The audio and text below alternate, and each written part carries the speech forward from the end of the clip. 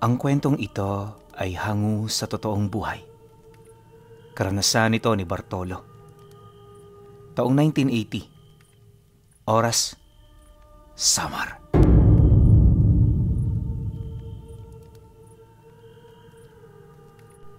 Isinilang sa isang mahirap na pamilya si Bartolo. Nakatira sila noon sa tabing dagat, ngunit wala silang bangka na magagamit sa kanilang hanap buhay. Dahil dito, kapag walang-wala sila, paninisid at pamimingwit ang bumubuhay sa kanila. Hindi na mahalaga kung maliit na isda ang kanilang makukuha. Ang importante ay may kapare sila sa mga inimbak nilang kamote. Pero ayon sa kanya, hindi yun ang nakakatakot sa lugar na pinagtitirhan nila. Sa kadahilan ng maliban sa kahirapan, meron silang nilalang na gabi-gabing umaaligid sa kanilang baryo. At alam din nilang hindi ito tao, gawa ng bago pumanaw ang mga saksi na ikwento nito sa kanila ang tungkol sa anyo ng nilalang na kanilang nakita. Magmula din noon, kibit-balikat na ang lahat. Naniniwala ang marami. Pumapatay ang nagpaparamdam kapag may nakikita sa kanyang kinikilos. Dagdag pa ni Bartolo na, base sa deskripsyon ng mga nakakita, may piring sa mata ang nilalang. Buhol-buhol ang mahaba nitong buhok. Tapos sa mukha nito, tanging isang malaking bunganga lang na punong-puno ng pangil ang iyong masisilayan. Kuba rin ito kung maglakad, ngunit napakabilis nito. Bali-balik ko rin ang braso, subalit ubod ito ng lakas.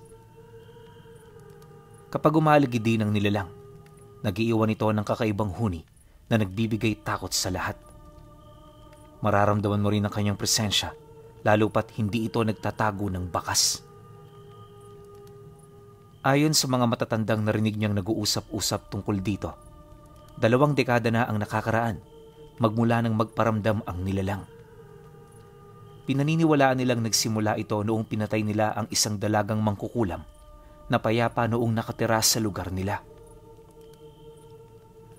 Saksing buhay ang mga matatanda noon sa mga huling sandali ng dalaga bago nila ito sapilitang ibigti sa puno.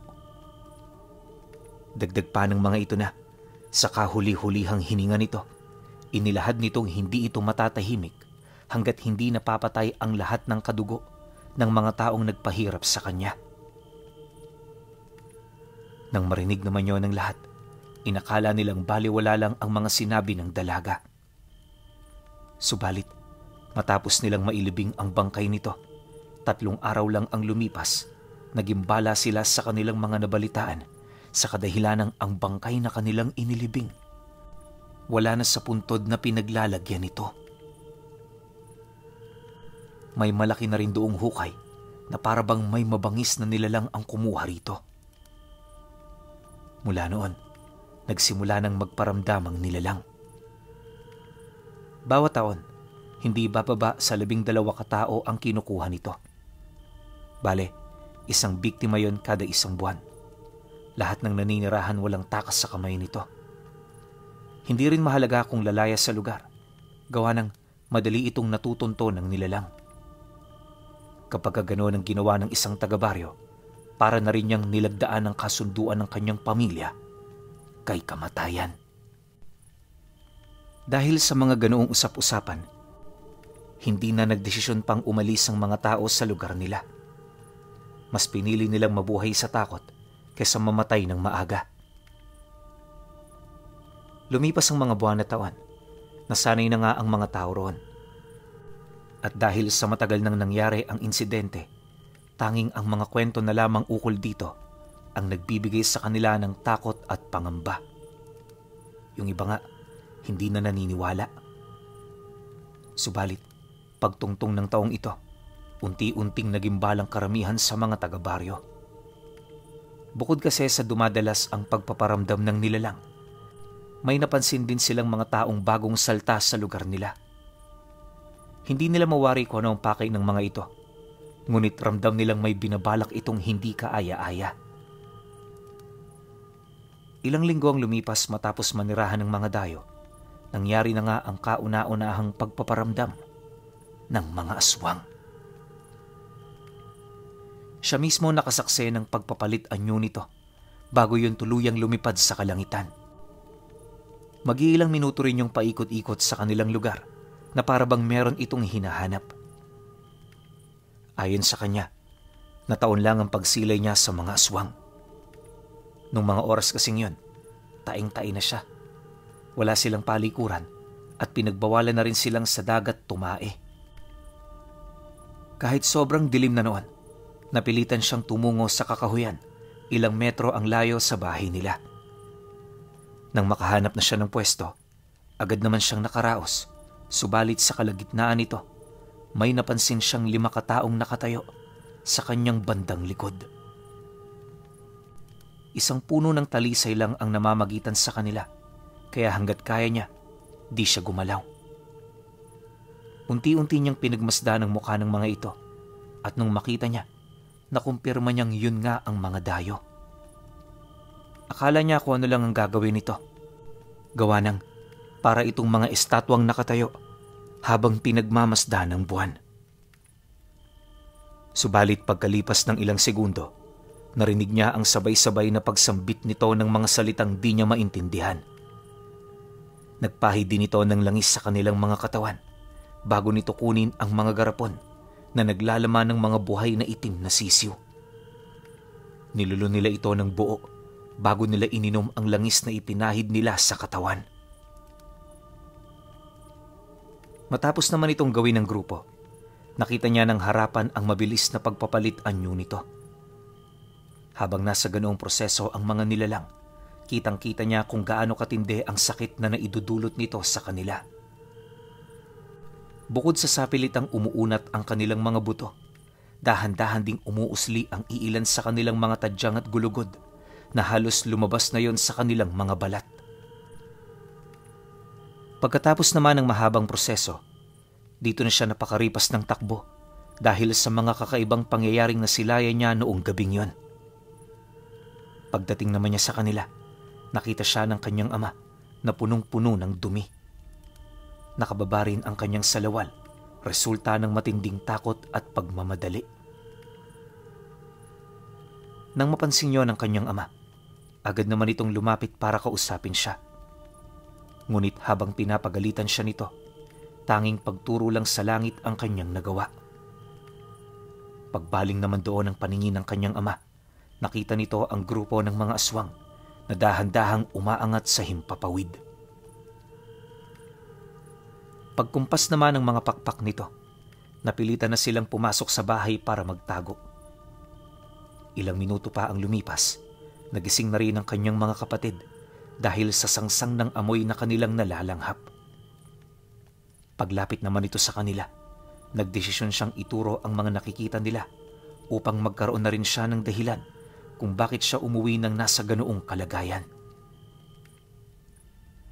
Nang masipat naman yon ng mga kapatid niya, lahat sila parang mga naging pipi.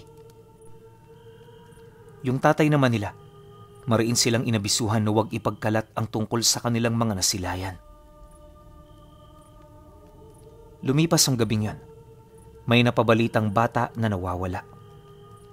Nasa edad 4 anyos at base sa salaysay ng nanay nito, hinugot yon sa gilid ng bahay nila noong nasa kasagsagan ng pamamahinga. Aminado rin silang hindi nila yon napansin at nakita, buhat sa aksidente nila itong natalikuran noong sila'y nagpapahinga. Matapos naman itong malaman ng lahat, ora mismo nagsagawa ng paghahanap ang barangay. Kung saan-saan na nila ito hinanap, hanggang sa marating nila ang bagong tayong barong-barong nung mga bagong salta. Nadatnan nila itong kumakain ng karne sa labas ng bahay, kaya hinintay muna nila itong matapos. Ngunit habang pinagmamasdan nila ang grupo, napansin nilang hindi nito pinaparesa ng kanin ang mga karneng kanilang nilalantakan. Lahat sila noong naghihintay, panay na ang paglunok ng laway dahil sa kakaibang amoy na nagmumula sa kinakain ng mga ito. Parang kahit hindi mo yun matikman, masasabi mo talagang ubod ito ng sarap. Kalaunan, pagsilay naman nilang tapos na ang grupo, agad naman sila roong lumapit para magtanong. Ngunit sa kasamaang palad, wala silang nalaman ukol sa mga ito. Bukod kasi sa gumagamit yon ng ibang dialekto, medyo pilit din ang pagsasalita nito, lalo na kung ginagamit nito ang kanilang wika. Hindi nagtagal, nagdesisyon silang umalis na sa lugar. Subalit, nang akmang maglalakad na sila papalayo, napansin ni Bartolo ang isang damit ng bata na nakatago sa sulok ng dingding ng kubo. Sasabihin niya sana yon sa kanyang ama, pero nung masipat niya ang nanlilisik na mga mata ng isa sa mga dayo, pinanghinaan siya ng loob. Sa isang iglap, nanginig ang kanyang buong katawan hanggang sa nawala na siya ng gana na ilahad ang mga bagay na kanyang nakita. Ngunit sa kabila nito, nasisiguro niyang tama ang kanyang hinala.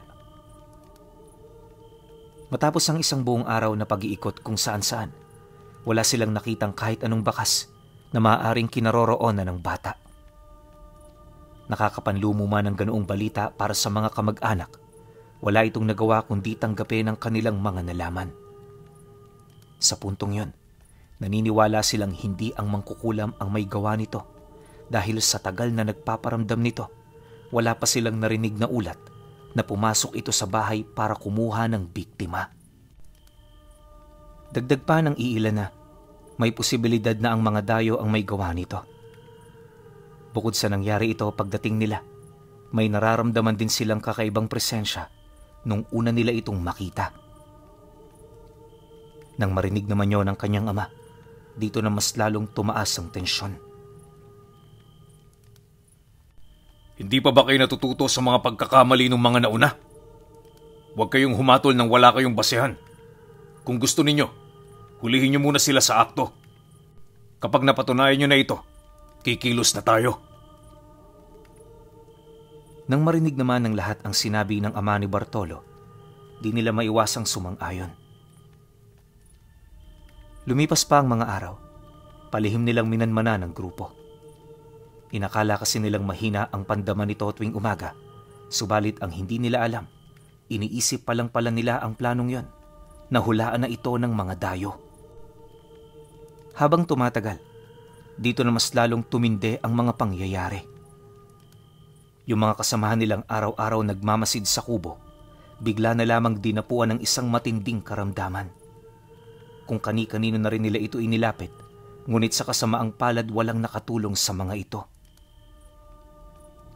Isang linggo pa ang lumipas, pumanaw ang dalawa nilang kasama na siyang pangunahing nagmamanman sa mga dayo.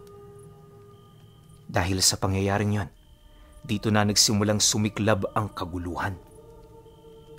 Imbis na panatilihing kalmado ang kanilang mga sarili, hindi na nila napigilan pang tumungo sa kubo nito para maglabas ng sama ng kanilang loob.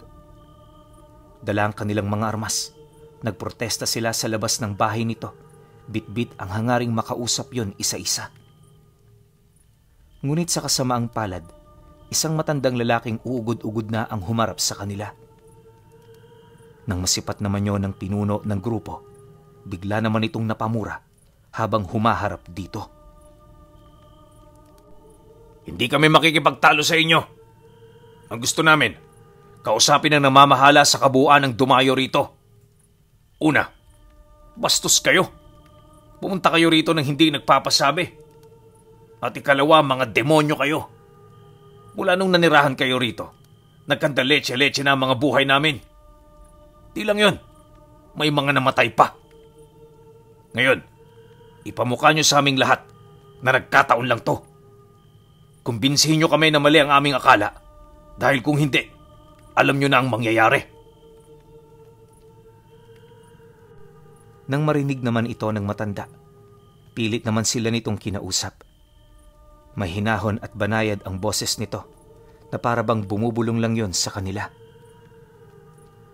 Sa katagalan ng pagsasalita nito, sa hindi malamang dahilan, may mangilan-ngilan na sa kanila ang nakumbinsi. Nang mapansin naman yon ng kanyang ama, dito na ito gumawa ng hakbang para patahimikin ang matanda. Walang sabi-sabi, bigla yung pinalo ng tatay niya ng kahoy hanggang sa bumagsak ito sa lupa. Matapos niya itong gawin, lahat ng mga kasama niyang nakikinig halos hindi makapaniwala. Yung namumuno sa kanila, humingi rin ng kasagutan mula sa kanya para malaman kung bakit niya ito ginawa. Di niyo ba napapansin? Ginagamitan niya tayo ng mahika. Kung hahayaan ko siyang magpatuloy, marami sa atin na may impluwensyahan. Hindi ko yun pahihintulutan. Kaya ako na mismong humihingi ng tawad sa inyo.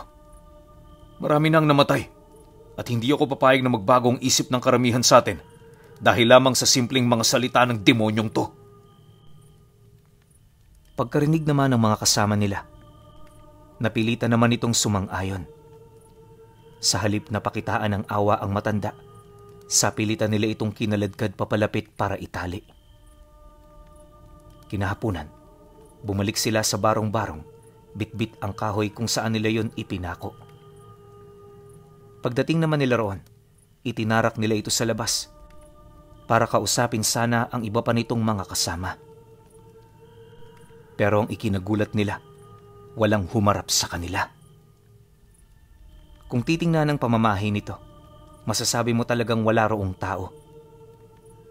Dahil dito, may mangilan-ngilan sa kanila ang nagdalawang isip na. Ayaw naman talaga nilang pumatay noong gabing yon. Ang problema, parang nauudyo ka na rin sila ng kanilang mga nararamdamang galit. Kalaunan, nang mapansin nilang nagsasayang na sila ng laway, dito na kumilos ang iilan sa kanila. Una nilang ginawa, sinunog nila ang bahay ng mga ito. Pinatay din nila ang matanda bago ilagay sa nagniningas na apoy ang labi nito. Matapos naman nila itong gawin, marami sa kanila ang umasa na doon na magwawakas ang lahat ng kanilang problema. Ang kaso lang, ilang araw mula noon, may nakita si Bartolo sa baryo nila na hindi niya inaakala. Hindi siya dapat maniniwala rito. Ngunit kapag nagpapang-abot ang kanilang mga tingin, nakukumpirma niyang ang nilalang na kanyang nakita ay yung matandang kasama nilang sinunog sa barong-barong. Sa hindi malamang dahilan, parang pinipeke nito ang kanyang wangis. Kampante ang matandang makipagsabayan sa dagsa ng tao na parang hindi nito napapansin ang kanyang estado. Dagdag pa ni Bartolo na mabilis itong nakakapagpalit anyo, ngunit tila bang hindi ito makatakas sa kanyang paningin. Bukod kasi sa nakatuon doon ang kanyang wisyo, pansin na pansin din niya ang matinding lapnos ng apoy sa katawan nito. Parang nabulag na rin ang kanang mata ng matanda dahil sa pagkawala ng itim sa gitna nito. Matapos naman niya itong makita, dali-dali naman niya yung ipinagbigay alam sa kanyang ama. Nung marinig ito ng tatay niya, agad naman itong hinanap ang nilalang. Madali naman nila itong nahanap pinuno. Kaso lang, nung kinumpronta ito ng kanyang ama, tumambad sa harapan niya ang wangis ng ama ng punong barangay. Halos hindi siya noon makapaniwala sa mga nangyari, kaya sa halip na ipaliwanag ang kanyang panig, napilitan na lang siyang umalis. Pagbalik nila sa bahay, matinding sermon ang inabot niya. Di na rin siya sumagot at sa abot ng kanyang makakaya, tumahimik na lang siya. Lumipas pa ang mga araw, patuloy niya pa rin nasisilayan ang nilalang. Bagaman hindi na nila mahagilap ang iba pa nitong mga kasama, may kutob siyang parte ito ng kanilang plano. Ano man ang kanilang binabalak, sigurado siyang hindi ito magiging maganda. Dahil sa ganoong kutob, napilitan siyang gumawa ng plano na tanging siya lang ang nakakaalam. Sa pagpapatuloy ng kanilang pagkikita, may mga pagkakataong nagkakaharap na silang dalawa. May mga bagay din itong inilalahad sa kanya ukol sa mga kaya nitong gawin sa kanyang pamilya. Dagdag pa ng matanda na, sa sandaling maisakatuparan na nila ang plano, ang pamilya naman ito ang paglalaanan niya ng oras bilang parte ng kabayaran sa kasalanang ginawa ng kanyang ama. Matapos naman itong marinig ni Bartolo, matinding kilabot ang kanyang naramdaman. Imbis na makasagot pa siya sa sinabi nito, naiwan siyang tulala sa isang tabi. Magmula noon, hindi na siya nagkaroon ng magandang tulog tuwing sumasapit ang kalaliman ng gabi. Palagi na siya noong nakabantay sa paniniwalang anumang oras pwede na itong umatake. Dumaan pa ang ilang buwan. Dito nalaman ni Bartolo ang binabalak ng nilalang. Lingid sa kaalaman ng karamihan, ang kaluluwa pala ng mangkukulam na pumapatay sa baryo ang pakay ng mga ito. Kaya naman niya yung nalaman ay dahil sa may mga gabi noong nakikita niya ang matanda na hinahabol ang nilalang. Bagaman hindi ito pinapansin ng mangkukulam, ramdam niyang parang meron itong paraan para mahuli ito. Masama rin ang kanyang kutob ukol dito, kaya nagdesisyon siyang humingi ng tulong sa kanyang ama. Noong una di pa siya nito pinaniniwalaan, pero nung tumagal na at nang makita na nito ang mga sinasabi niya, dito na yun naniwala. Upang maisagawa naman ang kanilang plano ng walang ibang nakakaalam, nagdesisyon itong kumilos na silang dalawa lang. Sa loob ng 3 gabi, nasaksihan nila ang walang patid na pananalasa ng nilalang sa lugar nila. Habang tumatagal, muling nanunumbalik ang orihinal nitong anyo hanggang sa may napansin na silang sulo na dala ng matandang aswang. Dahil sa kanilang mga nakita, napagtanto nilang may balak itong hulihin ang mangkukulam. Nang maunawaan naman yon ng tatay niya, agad naman itong naghasa ng mga patalim. Gumamit rin ito ng mga armas gamit ang mga halaman na kinaayawan ng mga aswang at kahit hapon pa lamang nagsimula na itong magsunog ng balat ng nyog. Pagpatak ng dapit hapon, direkta naman silang tumungo sa kinaroroonan ng barong-barong na minsan na nilang tinupok. Inaasahan kasi nilang doon nagtatago ang matanda, ngunit pagdating nila rito, wala naman silang nadatnan at nakitang hindi kaaya-aya. Makalipas pa ang ilang minuto, napilitan na rin silang bumalik ng baryo. Wala mang matibay na basihan ukol sa kinaroroonan nito. Nagdesisyon silang isa-isang silipin ang loob ng mga kabahayan na kanilang madaraanan. Inaasahan kasi nilang doon nagtatago ang matanda, lalo pat nakalikom na yon ng maraming wangis ng kanilang mga kakilala. Pagdating naman nila sa bahay ng punong barangay, laking gulat na lamang nila nang makita nila ang ama nito na nakaluhod sa sala, taimtim na nagdarasal habang naghahaplos ng langis sa katawan. Bagaman nakapatay ang lahat ng kasera, kitang-kita nila ang naging akto nito dahil sa liwanag na nagmumula sa buwan. Hindi nagtagal, dito na nagsimulang umungol ang matanda kasabay ng pagpapalit nito ng wangis. Sa pag-usli at pag-unat naman ng mga buto nito, nagsimula na ring mamula ang kanyang mga mata habang pilit na gumagapang patungo sa pintuan ng bahay. Pagbukas naman ito ng pinto, para naman itong baliw na kumaripas ng takbo papalayo. Dahil sa pagmamadali nito, di na sila nito napansin pa. Matapos naman nilang masilayan ang mga pangyayari, nagdesisyon silang pumasok na muna sa loob ng bahay para kumustahin ang mga taong naninirahan dito. Akala nila Bartolo, buhay pa ang mga taong yon, pero pagsilay nila sa mga silid, nakita nila itong nakabigti. Naagnas na rin ang kanilang mga katawan at sa estado ng mga ito, parang ilang linggo na itong pumanaw. Ang nakakapagtaka lang, bakit hindi ito naglalabas ng nakakasulasok na amoy kahit inuud na yon at nangingitim na ang buong katawan? Pagkatapos naman nila itong matuklasan, dito na nila sinimulang hanapin ang matanda. Sa sobrang bilis ng takbo nila, inabot lamang ng kalahating oras bago sila makarating sa dulong bahagi ng baryo.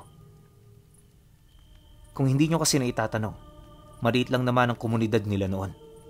Yun nga lang, may malawak itong espasyo kaya karamihan sa mga bahay dito hindi magkakadikit-dikit. Di hamak na mas marami rin ang abandonadong lote kumpara sa mga loteng pagmamay-ari ng iilan sa kanila. Sa kakalibot naman nilang mag-ama, marami na sa mga asong hindi napigilang kumahol. May mga humahabol na rin sa kanila, ngunit hindi nila ito alintana. Kalaunan, pagdating naman nila sa dulong bahagi, Dito nila nasilayan ang isang patay na puno ng sampalok. Sa ilalim nito, naroroon ang matandang aswang at ang nilalang na pinamamahayan ng kaluluwa ng mangkukulam. Nakatayo ito sa may bahagi ng puno.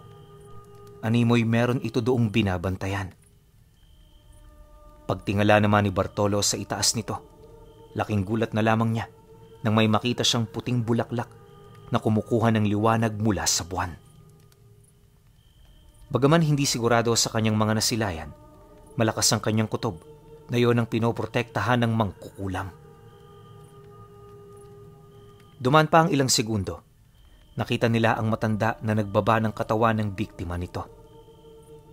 Matapos nun, lumuhod ito sa harapan ng nilalang habang tinatago ang kanyang dala. Pagsilay naman ng mangkukulam sa bangkay na inialay nito, dali-dali naman niya itong kinuha sa pamamagitan ng mga itim na baging na lumabas sa katawan ng patay na puno ng sampalok. Maya-maya pa, nakita nila kung papaano lamunin ng puno ang labi na nakuha nito. Unti-unti yung pumasok sa loob ng maliit na butas at nung masiksik na yun doon, nagsimulang bumukadkad ang bulaklak na kumukuha ng liwanag sa buwan. Habang pinagmamasdan naman ito ng mangkukulam, pansamantalang nawala ang atensyon nito sa matandang aswang na kanyang kaharap.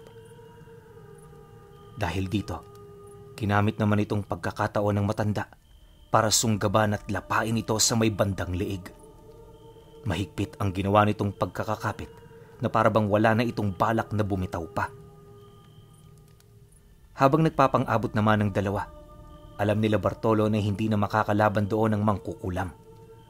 Kaya sa halip na hayaan itong mamatay, nagdesisyon silang ipagtanggol ito.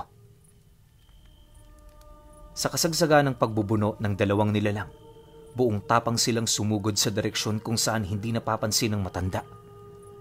Paglapit naman nila, walang habas nila itong inundaya ng taga sa iba't ibang bahagi ng katawan. Pinutulan din yun ng kanyang ama ng binti at braso upang mapakawala ng mangkukulam. Matapos naman nila itong gawin, agad namang lumupaypay ang kamay nito hanggang sa makawala na ang mangkukulam na muntik na nitong mapatay. Nang bumaliktad na ang sitwasyon, dito na sila nagsimulang kumaripas ng takbo papalayo.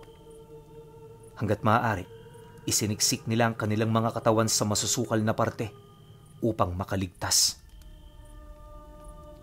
Sa pagpapatuloy naman ng mga pangyayari, dito nila nasaksihan kung papaano lapain ng matanda ng nilalang na trinaydor nito.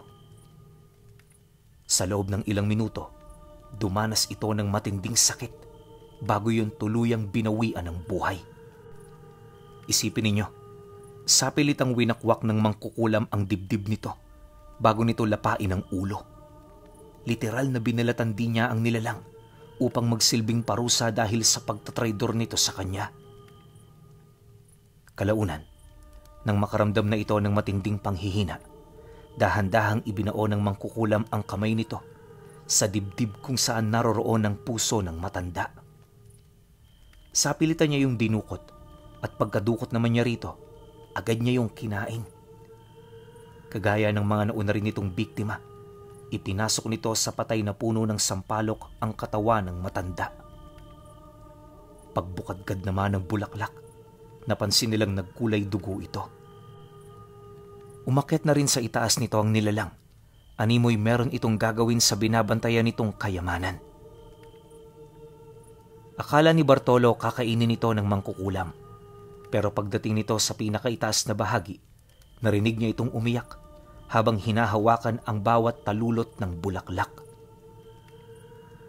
Nang mapansin naman ito ng kanyang ama, agad naman siya nitong siniko habang bumubulong sa kanya ng, "Dahan-dahan na tayong uusad papatras.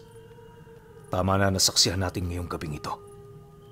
Halika na anak, umuwi na tayo." Pagkarinig naman niya, dahan-dahan siyang sumunod. Halos inabot sila ng 3 oras para lamang makalayo sa lugar nang hindi nito natutunugan. Nang magawa na nila ito, nagmamadali naman silang bumalik ng bahay. Sa pagsarado nila ng pinto, matinding kaginhawaan ang kanilang naramdaman. Animoy sa puntong yon na siguro na nila ang kaligtasan ng kanilang mga buhay. Magmula noong nangyari ang insidente, nanatiling palaisipan para sa kanila ang hiwaga ng bulaklak. Hindi nila mawari kung anong kaugnayan nito sa mangkukulam, ngunit nasisiguro nila na ang pagtulong dito ay ang pinakamaganda nilang nagawa. Bukod sa wala silang tiwala sa matanda, alam din nilang may masama itong binabalak ukol sa bulaklak na binabantayan nito. Dumaan pa ang mga araw, dito na rin nagsimulang magparamdam ang iilan pa nitong mga kasama. Huli na rin nilang malaman na buhay pa pala ang mga dayong matagal na nilang hindi nakikita.